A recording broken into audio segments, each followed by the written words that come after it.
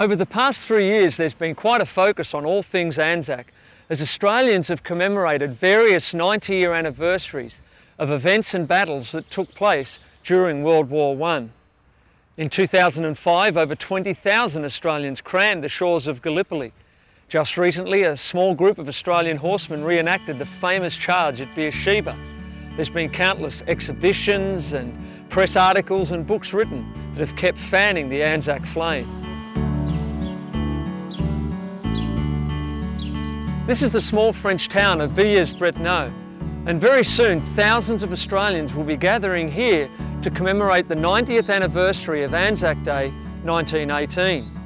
I'm so looking forward to the service, but I'm also here to look into a story that goes well beyond Anzac Day and remembering our fallen heroes. You see, what began with the battle between Germans and Australians right here has turned into a lasting friendship between French and Australians, not just here, but right across the ocean throughout Australia, and in particular up the Murray River into northern Victoria.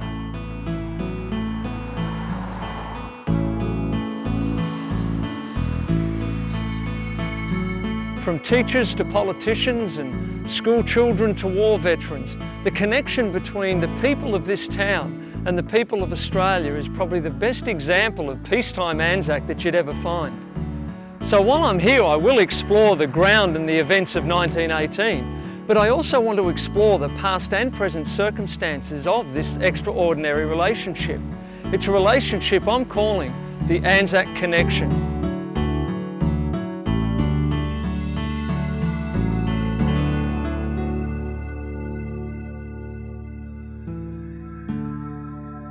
We've got a lot of places to see, people to meet and stories to tell, and there's probably a zillion different ways I could go about doing it, but I'm just going to be old-fashioned and start at the beginning.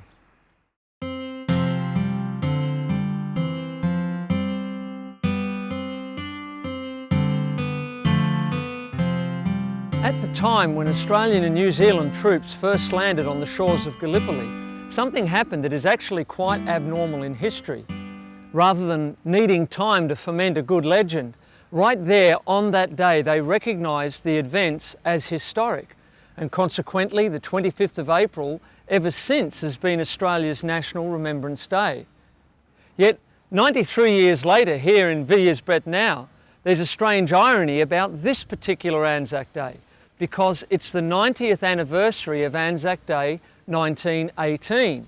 That's right, the fourth Anzac Day. Because as destiny would have it, it was on that day, or the wee small hours of the morning, that Australian troops liberated this town from Germans who had overrun it just 24 hours earlier.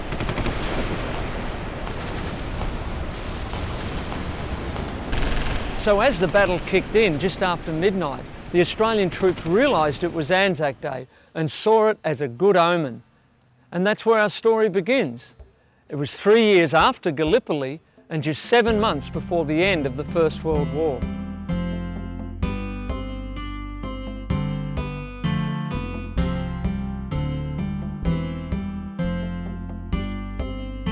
After the withdrawal from Gallipoli, the entire Australian force was taken back to Egypt and reorganised. Thousands of new volunteers from Australia were there to meet them, and the force almost doubled in size. They split the old infantry battalions and formed 2 new ones so that there were hardened, experienced men as a basis of both. By April 1916, all of these infantry divisions were then on their way across the Mediterranean to southern France. You often read of the Anzac's delight as they journeyed on trains through the green fields of France, passing villages with pretty girls like the ones they left at home. This was some contrast to the sand, dust and despair they had come to know so well on Gallipoli and in Egypt. The trains offloaded them up north near the Belgian border at the northern section of the Allied front line. Although their spirits were high and the fields were green, the Anzacs had no idea of the darkness that waited to swallow them up over the next 2.5 years.